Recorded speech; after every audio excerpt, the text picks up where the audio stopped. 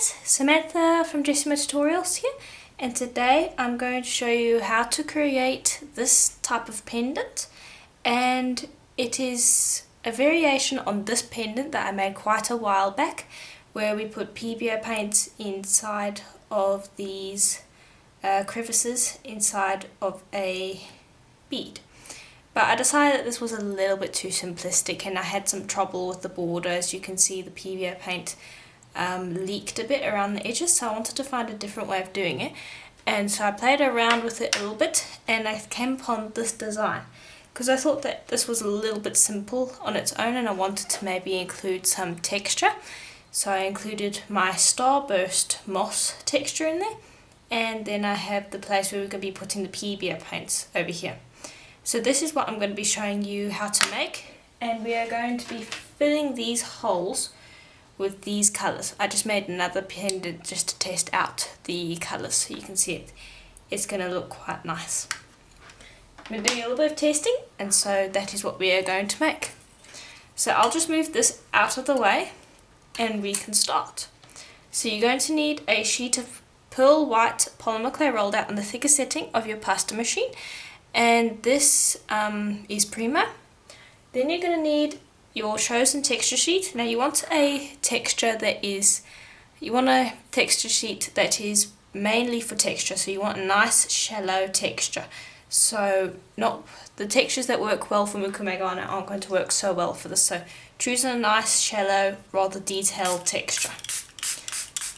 And I'm going to be using this one, which is available on my Jessama Designs Etsy shop, and I'll provide a link in the description below if you're interested in having a look.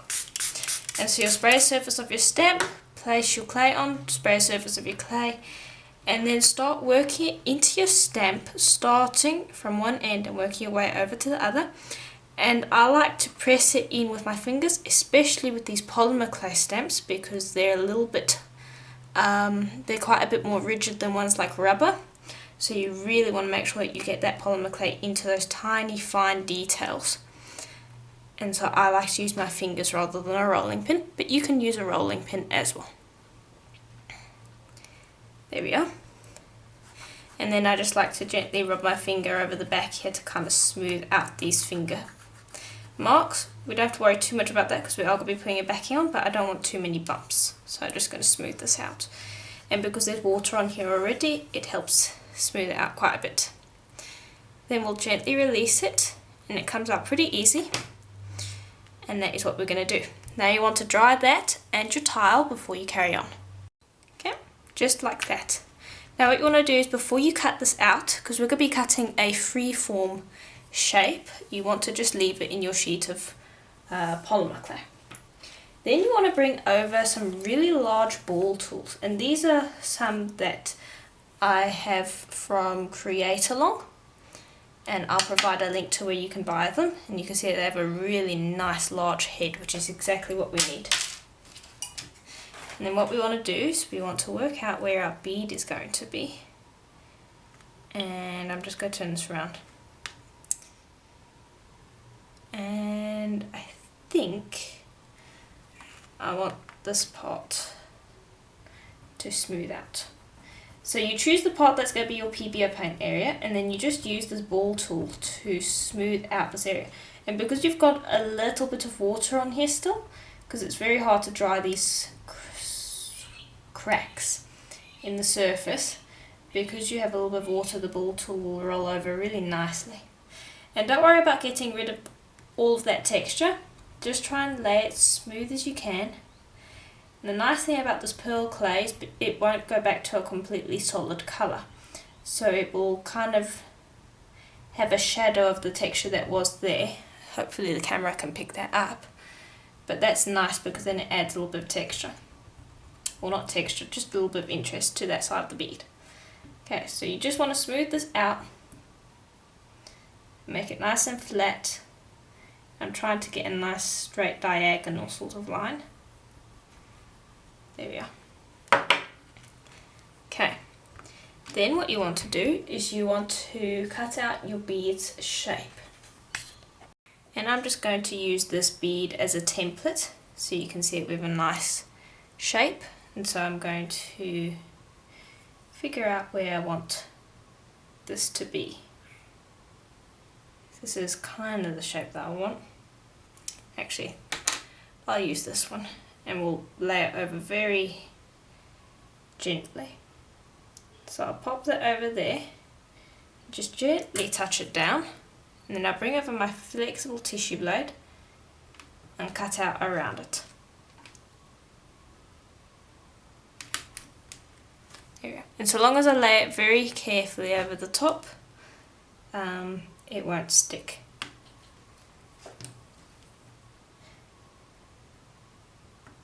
There we are. And then I'll move that out of the way.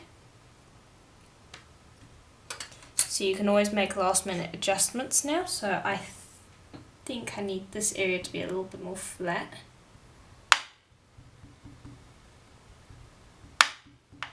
There we are. And then I can move that stuff back into shape by using my blade. Sorry for that squeaking, I'll try and avoid doing that. But we can use that just to smooth this back into shape. And then I'm going to pick that up.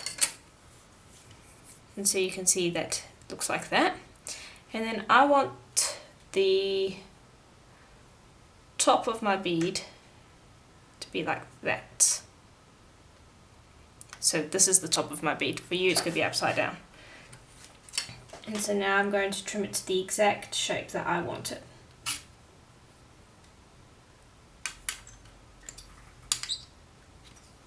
Okay. Now I'll dull these edges as well because I want them to be slightly rounded. There we are. And then I'm going to bring over some cutters. Now I have these Kemper cutters that I got from Linda's Art Spot, and they come in an entire set, but we only want the smallest cutter, so I'll use that in the meantime. And I'm just going to gently cut out some circles.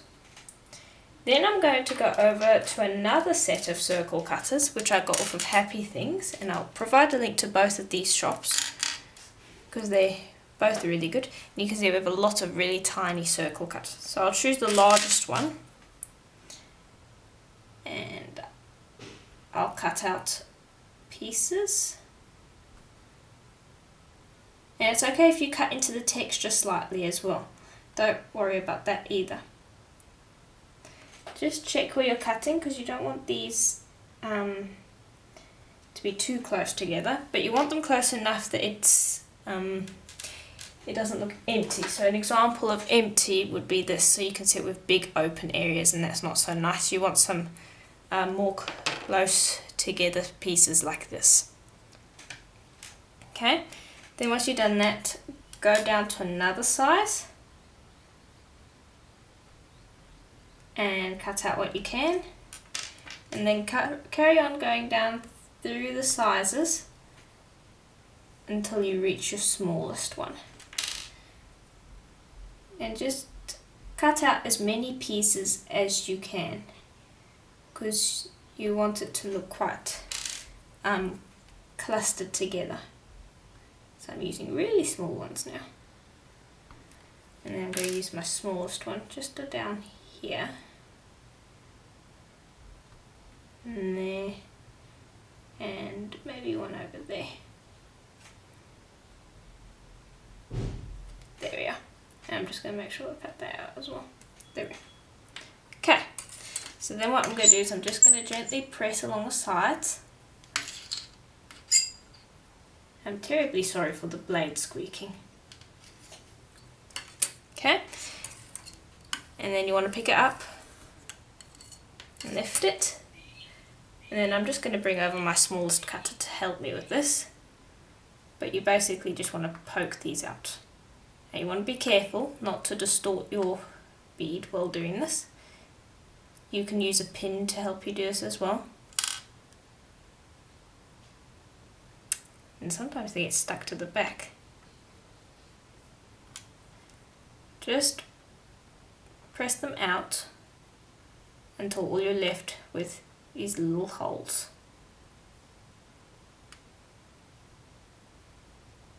And you can see that as we do that it becomes more lacy and more delicate, so just be careful because you don't want to break anything. There we are. So I'll check, make sure I've got everything, and then move these out of the way. And let's put that down.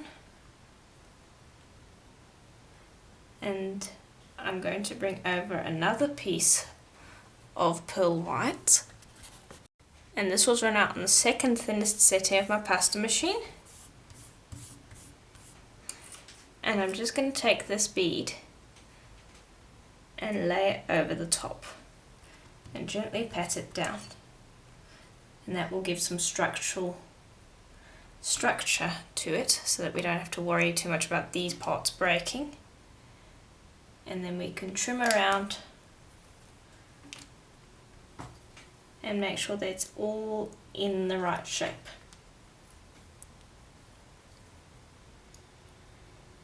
And this is quite nice as well that you're working with one colour, because if you happen to accidentally mess it up, which if you're a beginner is quite likely, because this part over here, getting these lace bits can be a little bit difficult because you don't want to break any of these connections. So if you happen to accidentally break it, you can always just screw it up and give it another try.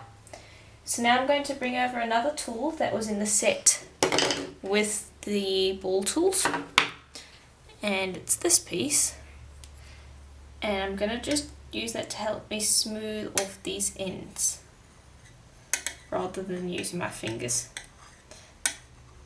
because I want to smooth out the seam and it will help me get this shape nice. Just like this. Okay, and then I'm going to use the other end to help mould these bits into shape, because I don't want them completely round. So I want them kind of off round. So I'll just help mould that a little bit. And then make sure to pat it down when you're happy. Oops. And then pick it up. And then we want to make sure that it's the right shape. So smooth off these edges. And we're going to do a smear to smooth off these edges, so don't worry too much about them. But you do want to smooth out that seam as much as you can so these two pieces are joined together, because it'll just make it stronger. Okay, and then we can put that aside for the moment, and we want to create this texture again for the back.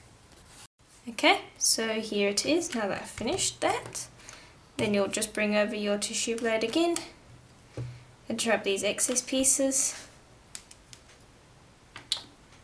And you don't have any waste because we're not working with mica powders or anything like that. So it's really nice for you to practice your bead shapes and things like that. So then we'll bring over our bead, and I'm going to actually turn it upside down. Now this sheet of clay was on the middle setting of my pasta machine, if you're wondering, when I put it into the texture. And I'm just going to pop it onto the texture. I'm just going to figure out where I want it.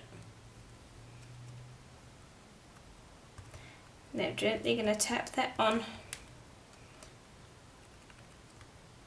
Okay. And then lift that up. And then just make sure that the surface is dry so that it sticks.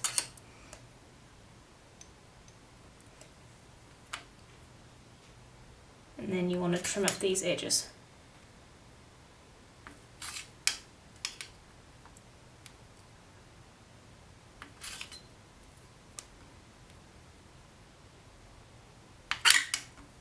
Okay, and then just go around with your fingers and just smooth out the seam if there is any. Make sure that it has joined together.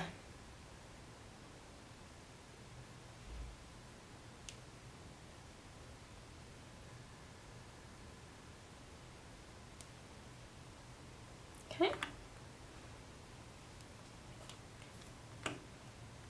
And then what I'm going to do on the back is I'm just going to gently blunt these edges where I cut it with the blade, because I want it to have a slight bevel look. very slight bevel. Look, you just don't want those harsh sides. Okay, and I'll go onto the side again and make sure. Then just smooth off these edges, because the smoother they are, the easier the smear will be later. Okay, and then we've got to figure out how we want to hang the pendant. And so I'm going to direct it the way I want to hang it to you guys. So I want to hang it that way.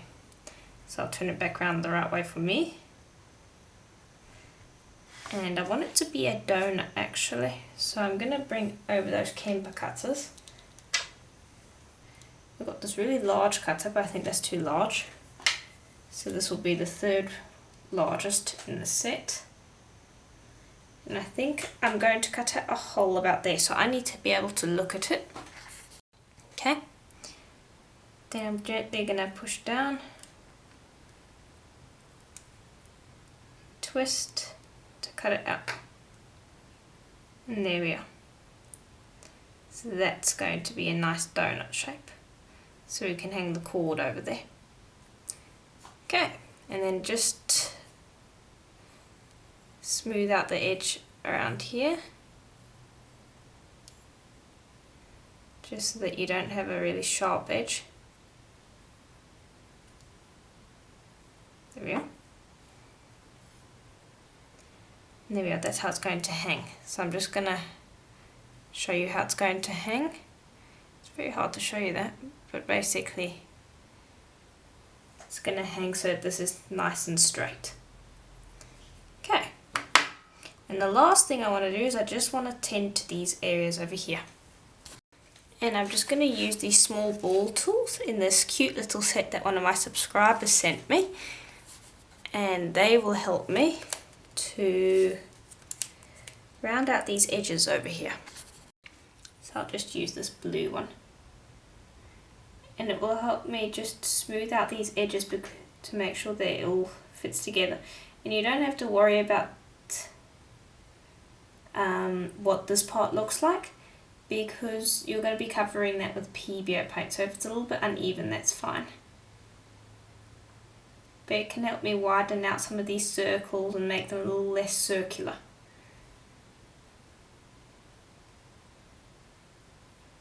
But if there are any kinks, like there are a few kinks in here, I just want to be able to smooth those out.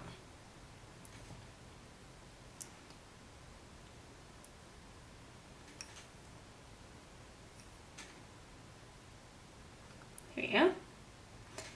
And I'll just smooth out the edges again in a little while.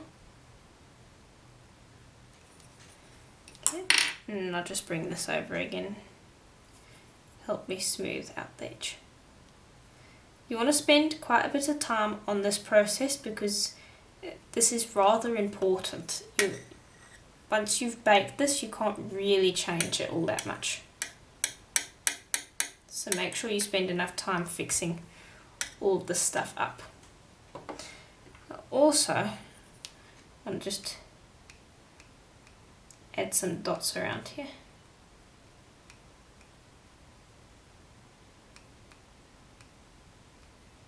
There. Okay, so now that is ready to go into the oven for a full hour at Premo's recommended temperature because we want that nice and strong. Then I can show you how to put a smear over the edges, and then I can show you how to sand and buff and things like that, and then we can add the Renaissance wax.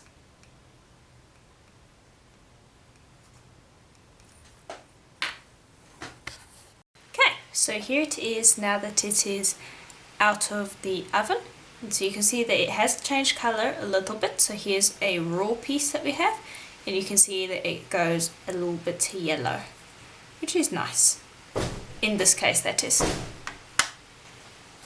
So now what we're going to do is we're going to take a piece of Premo Pearl White, and we're just going to warm that up in our hands and roll it into a cylinder. And we're going to take that, pop that onto the edge and slide across so we do a smear, and this will cover up all of the creases and things. And this is actually,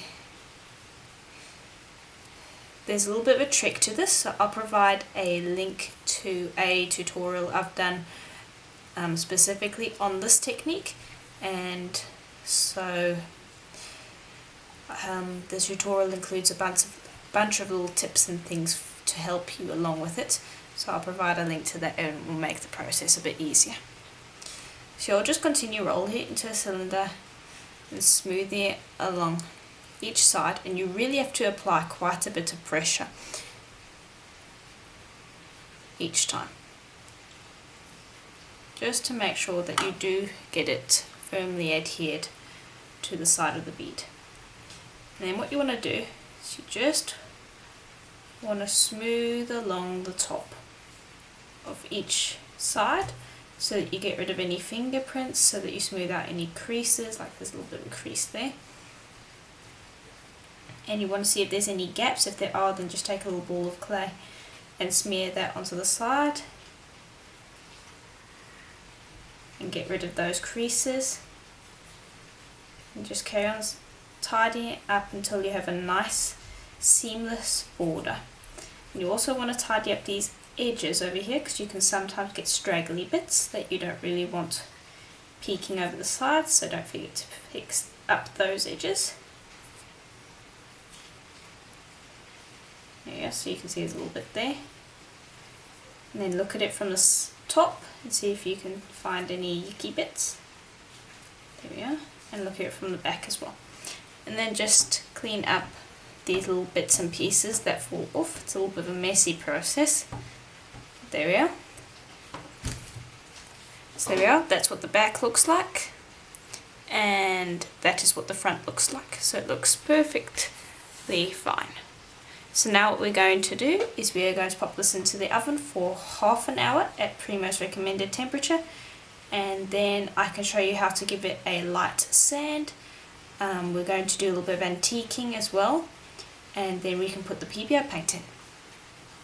Okay, so now that we have done the sides and the back and everything and we're all ready to go, we want to just lightly antique this texture on the front and on the back. Now I don't want to do sanding yet. I want to do sanding after we have put the Pebeo paints in, because sometimes you'll have a little bit of spillage on the sides and then you want to sand that away when you're doing the Pebeo paint.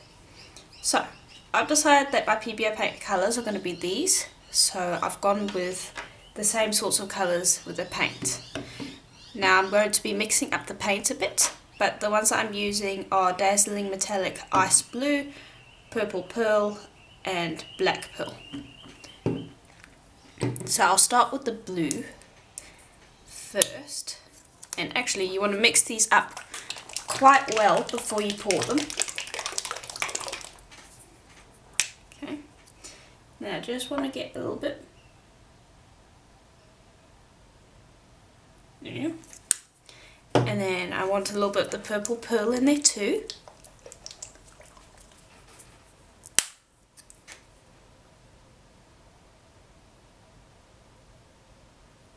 Okay, and then I also want a bit of the Black Pearl. And you can use any colours of paint you want, but I do want the metallic. Then I'm just going to use a skewer to kind of mix that together into one colour, so that we create this nice dark purple, which is, if you've ever watched Winnie the Pooh's Heffalump movie, you'll know what this colour is. It's the colour of Lumpy. That's one of my favourite movies that I used to watch when I was younger. So this is one of my favourite colours. So you can see that it's nice and dark. Okay, so there we are. I'll put that skewer off to the side, and I'll just bring over my bead and the brush, and we only really want to be antiquing the texture. So just brush that colour lightly into the gaps in your texture. You don't want to make it so that you have a lot of paint clogging up the texture. Just brush it on and try and work away a lot of that paint, because you don't want to clog up your texture. And you'll do the exact same on the back once we've done the front. and just make sure that you antique all the texture. And this is quite a nice colour, it's kind of galaxy like. So I'm just going to lightly brush over the surface of here. We don't have to worry if we accidentally get a little bit of it in those holes, but I do want to lightly brush over here so that if we do have any marks on here, we will antique it so that it all lines up together, just like that. Okay, then I'm going to flip and I'm going to do the same on the back. Okay, so here is what it looks like, and now I'm just gently going to use a wet wipe to gently wipe away this surface paint. I'll actually dab first, and I'm going to screw it into this ball and then wipe. And I don't want to wipe like try and get the paint in the textures. I'm just lightly brushing over the surface.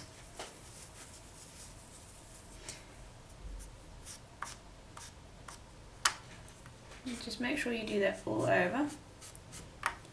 Okay, and then I've also just done the sides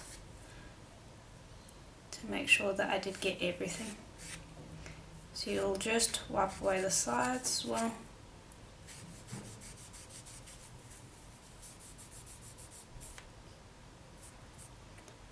Okay, and then just make sure to clean off your fingers every now and then. And then we also want to gently wipe off the back.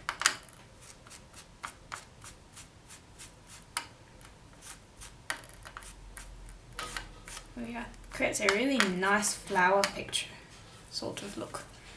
And I'll just try and wipe off the front again. Make sure it's all nice and clean. And then if you happen to have any areas that do still have paint on them because you're still getting bits of paint on because you've got paint on your fingers, don't worry too much about it because we are still going to sand later on. So just try and get off as much of that paint as you can so that you can see that we've got a nice coat over there. And just clean up over here.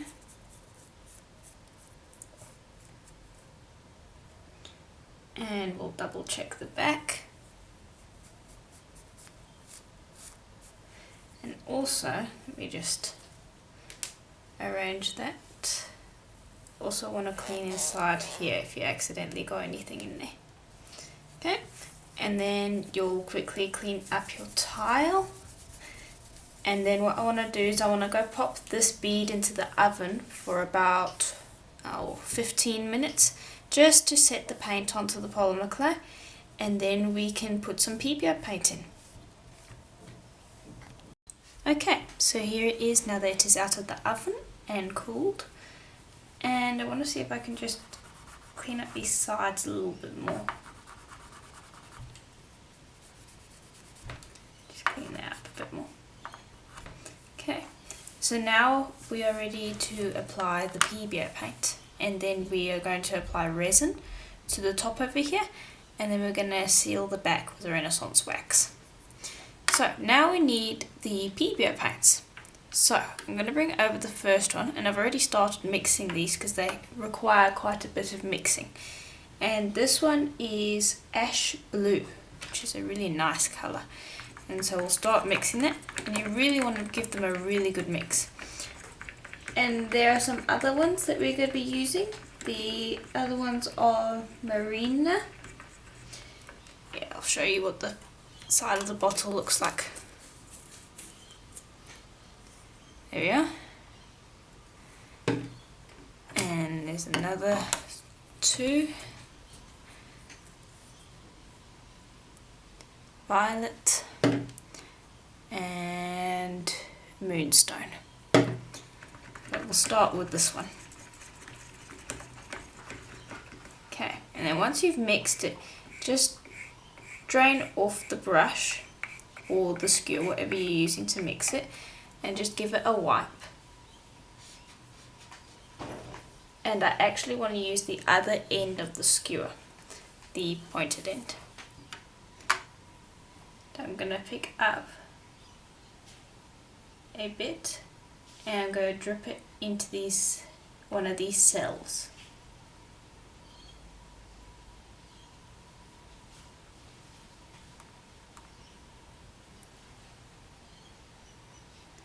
Okay, and now Pebeo paint shrinks when it dries, so you want to fill those up pretty well. Okay. I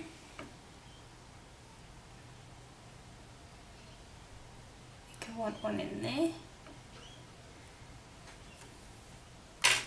And then I'm just going to wipe away the surface there because these smaller ones can be a little hard to get the paint into. There we are.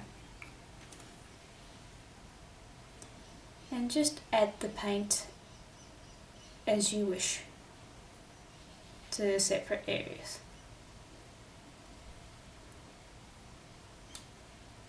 And you can see that it's very likely that we will have drips by accident, so this is why I wanted to save sanding until later. Okay, here we are. And I'm just going to fill up one more hole.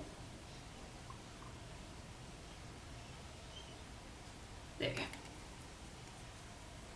Okay, then we'll close that up, and then I'm going to start on the other colours, and I'm just going to distribute them as I wish. Okay, and so there it is now that we're finished. So I decided that I wasn't going to use the violet, so you can skip that because I just decided that it didn't really go with this antique that we've done. So now what I want to do is I'd like prisms, but in these small spaces the prisms don't really show up all that well. So what usually happens is you end up with these swirls instead. So what I like to do is I like to manipulate these swirls to create interesting patterns. So you want to let it cure till it's like tacky, and then you can actually manipulate these swirls and it will stay there for you. So I like swirling it, and it creates this cool effect. So I'm just using a really tiny pin. You can use a needle as well.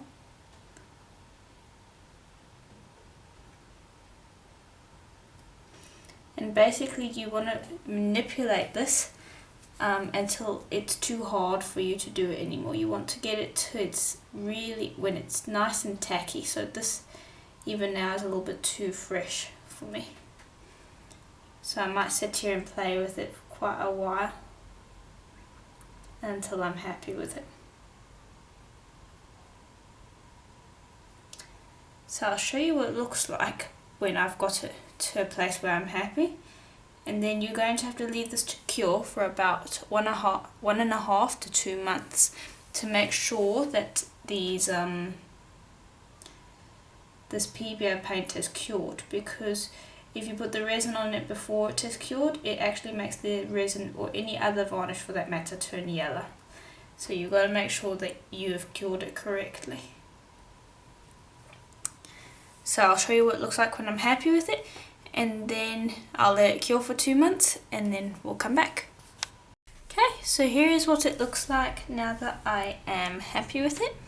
You can see that we have some cells that have popped up, and you can also see that there are some areas where I have messed around with it and created little swirls, and I'll probably mess around with it just a little bit more as it cures, just to make it look more interesting, because you don't want these plain areas. So I'll probably mess around with it a little bit more.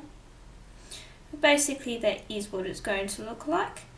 So I'll now allow this to cure for about 1.5 to 2 months, and then I'll come back and show you what to do next. Okay, and I'm back.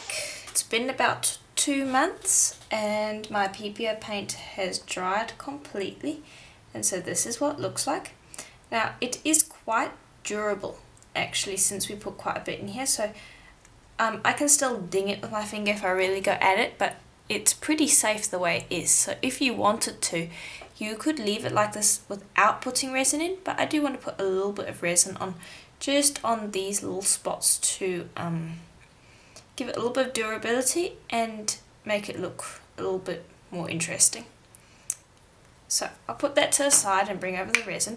Now we're going to be using a minuscule amount of resin, so I'm going to be using this resin plunger that I got from Linda's Art Spot.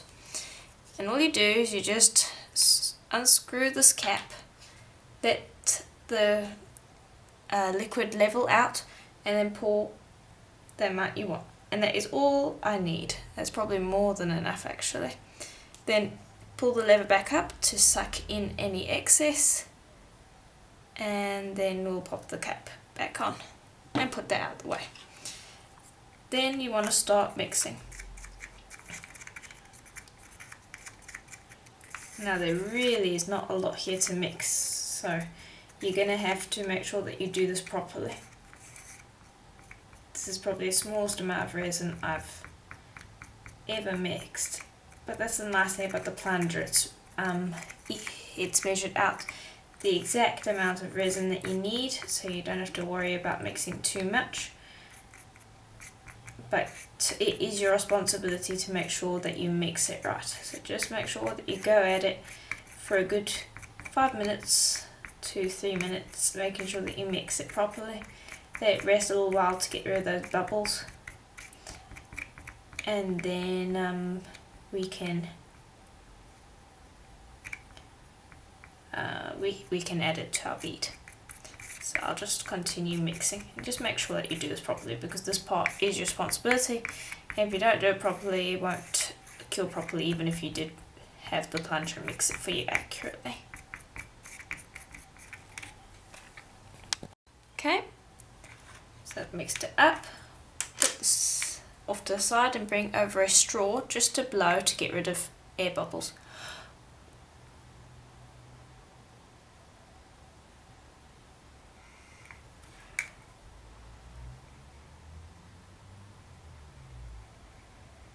There we go. Then I'll bring this over, and I'm going to be using the pointy side of my skewer. I'm just going to grab a little bit on the end and drop it into these holes. Now you've got to be careful because you don't want to overdo it. You don't want to add too much. So just add a little bit at a time and fill them up. This will give it durability, and it will also make it look a little bit more interesting as well, because it will just bring those areas into focus. But you really only need to be adding a tiny amount of resin. Yeah. And you'll just continue doing this until you've filled up all of your little wells. And then you would let this cure for about 24 hours, and then I can show you how to string it. I'm waiting to do this one for ages. Just continue filling these up, and I'll show you what it looks like when it's done. Okay, and it's what it looks like now that I've poured the resin in. So you want to go and gently put this down somewhere where you're not going to touch it for for at least 12 hours. And then you can come back to it in the morning, leave it overnight, and it should be fine. Preferably 24 hours, but 12 hours will do. And that resin should be nice and hard, and then I can show you how to string it. I've got some nice ideas on how to string this. Okay, so our piece is cured, and so you can see that it's nice and glossy down there. And so now we are ready to assemble our piece. So I've got some suede over here, and I've got a lavender and a grey, and they're both the same length. So you'll grab both ends and grab them together like that. Thread it through, and let me just check that I got that the right way around. Yes, I did. So I always get back to front with it. Okay, and so you'll pull it slightly tight, just enough so that it's there, but now you want to just gently make sure that you go and untwist anything. Just pull it, and then while I'm pulling, I'll go and untwist anything that's twisted, because you don't want any of these lines twisted on the front here. Okay, there we go. And you'll split the two cords and line them up again, because you're going to have to trim them again to make sure that they're all the same length. Okay, then split them and grab these two ends, and I'm going to bring over these fancy crimp caps that you slide the cord through. Make sure that you do slide it through properly. So it's just peeking out over the top there. Okay, and then you squeeze this middle bit tight. Just make sure you squeeze that properly, and then give it a little bit of a yank to make sure that that's good. And you'll do the same on the other side, just like that. Then grab a jump ring, slide that through the loop up here, grab one half of your clasp, which is this nice flower clasp which I thought matched nicely with the project, and then you'll repeat that step on the other side. Grab a jump ring, slide it through other half, which is a leaf, which is quite nice. And there you are, that is your necklace. And so that's just how I finished off this one today. So you can see that the clasp matches quite nicely. It's probably one of my favourite pieces. This is one that I will actually wear because it's a nice size for me and will match a few things that I have. And so I do hope that that tutorial was helpful to you. It was a lot of fun for me to make, even though I did have to wait 2 months there for the Pebeo paint in there to properly cure. But I'm really happy with how it turned out, and so I hope that you guys enjoyed it as well. And another note that I just wanted to say was, because of what we've done over here, if you wanted to use this cord for anything else that you happen to have that matched, you could just pull this knot out and you could reuse this on another pendant if you had one in a similar colour. So that's another nice thing about this stringing method. You can reuse the cord whenever you want to. And so anyway, do hope that was helpful to you. And if it was, please do send in photos. I love seeing the photos that you do using this project and any of the projects that I make. You can send that in through Facebook, or just tag me in a post on Facebook, or you can send it in through the website and I'll have a check. And I always love seeing that because you guys come up with such great things. And as always, I hope to see you in the next tutorial. Bye for now.